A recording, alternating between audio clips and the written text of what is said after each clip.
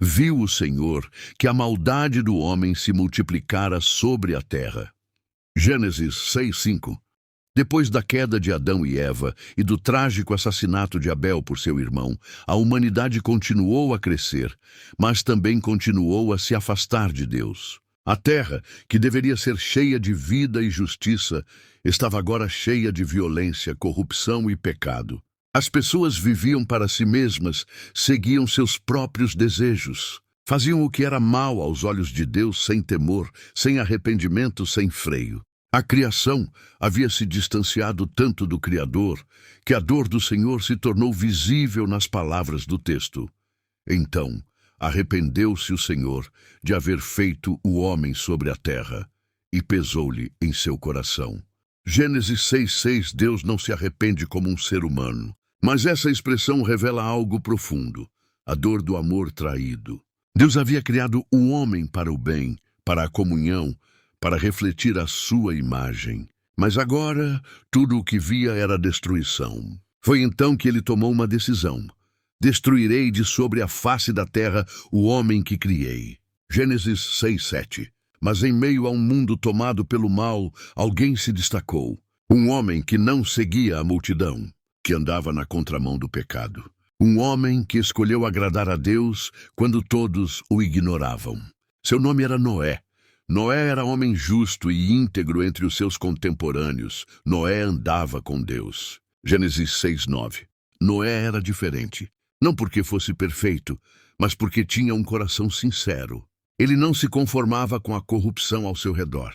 Ele temia ao Senhor, e por isso achou graça aos olhos de Deus. E Deus o chamou para uma missão impossível aos olhos humanos: construir uma arca. Uma embarcação gigantesca, em uma época em que nunca havia chovido como choveria. Deus o instruiu em detalhes, deu as medidas, os materiais e o motivo. Um grande dilúvio viria para julgar a terra. Mas Noé e sua família seriam salvos, se obedecessem. O chamado não era apenas para sobreviver, era para preservar a vida e reiniciar a história da humanidade com fé e obediência. Noé ouviu e obedeceu. Assim fez Noé. Conforme a tudo o que Deus lhe mandou, assim o fez. Gênesis 6:22a. Construção da arca estava apenas começando, mas a maior obra de Noé não era de madeira, era de fé. Pela fé, Noé, divinamente avisado das coisas que ainda não se viam, temeu e, para a salvação da sua família, preparou a arca. Hebreus 11:7. O chamado de Deus foi claro, mas o que ele pediu a Noé era algo que exigia coragem e perseverança. Construir uma arca gigantesca em terra firme, anunciando que um dilúvio viria para destruir toda a vida. Isso soava como loucura para muitos. Noé, porém, não discutiu, ele creu e obedeceu. Dia após dia, martelada após martelada, madeira sobre madeira, Noé construiu a arca, não apenas com as mãos, mas com a fé. Cada detalhe seguia o plano de Deus. 3 andares, janelas, compartimentos, alcatrão por dentro e por fora para selar. A estrutura era tão impressionante quanto a fé de quem a erguia. Enquanto ele trabalhava, as pessoas passavam e riam. Chuva! Você enlouqueceu, Noé. Onde está esse Deus que te mandou construir um barco no deserto? Você está perdendo seu tempo. Mas Noé continuava. Ele não construiu apenas uma embarcação. Ele pregava com sua vida. Sua obediência silenciosa era uma denúncia contra a desobediência daqueles ao seu redor. E isso incomodava. E Deus disse a Noé: o fim de toda a carne é vindo perante a minha face, porque a terra está cheia de violência. Gênesis 6:13. Deus revelou que o tempo estava chegando. E quando a arca finalmente ficou pronta, um novo sinal da fidelidade divina se manifestou. Os animais começaram a chegar. Pares de todas as espécies vinham até Noé. 2 a 2, macho e fêmea, entravam na arca. A cena era sobrenatural. Era como se toda a criação obedecesse à voz do Criador, enquanto o homem ainda zombava. Mas Deus não havia esquecido de nada. Ele também mandou Noé levar alimento para os animais e sua família. E o momento chegou.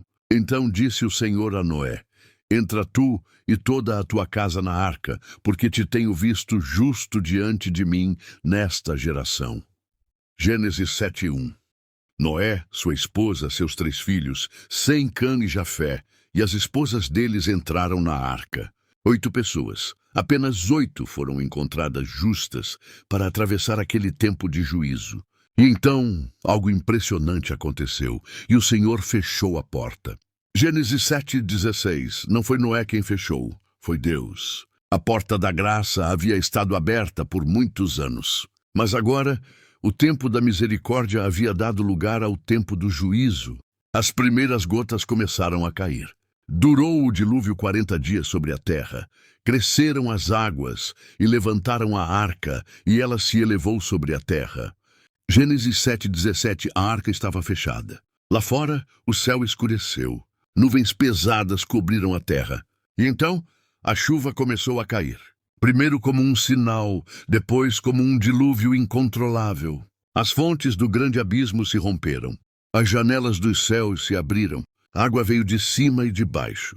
Era o juízo de Deus. Não mais apenas palavras, mas agora a manifestação da sua justiça. Durante 40 dias e 40 noites, choveu sem parar. As águas cobriram campos, casas, montanhas.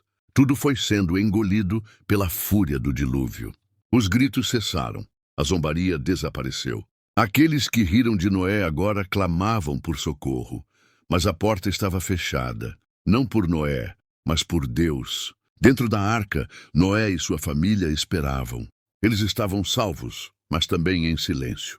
Aquela embarcação se tornou o último refúgio da vida sobre a terra.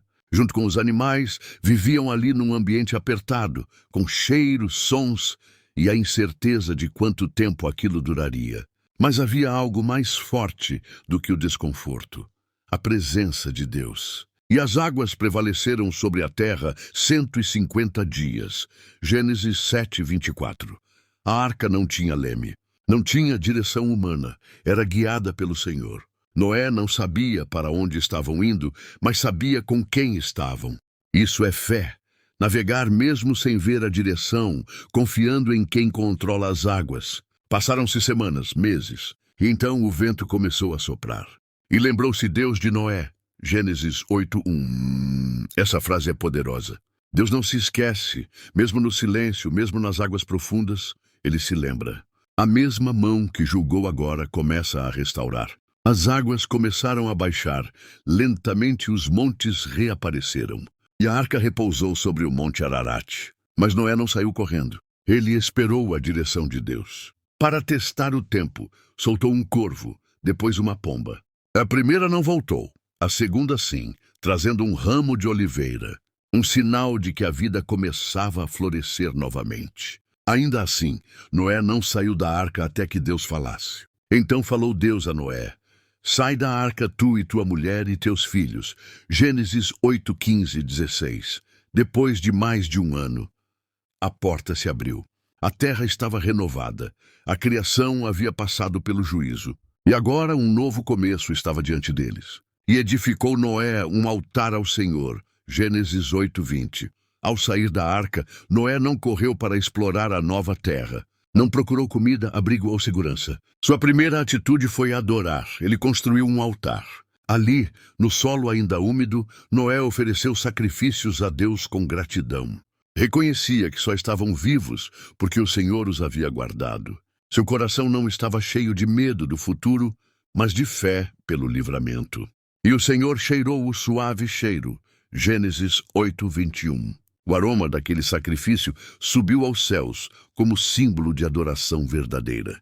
Deus não apenas sentiu o cheiro do altar, mas sentiu o coração de Noé. Era o início de uma nova fase para a humanidade. Então, o Senhor estabeleceu uma promessa eterna. Ele olhou para Noé, para sua família e para toda a criação ao redor e declarou: não tornarei mais a amaldiçoar a terra por causa do homem.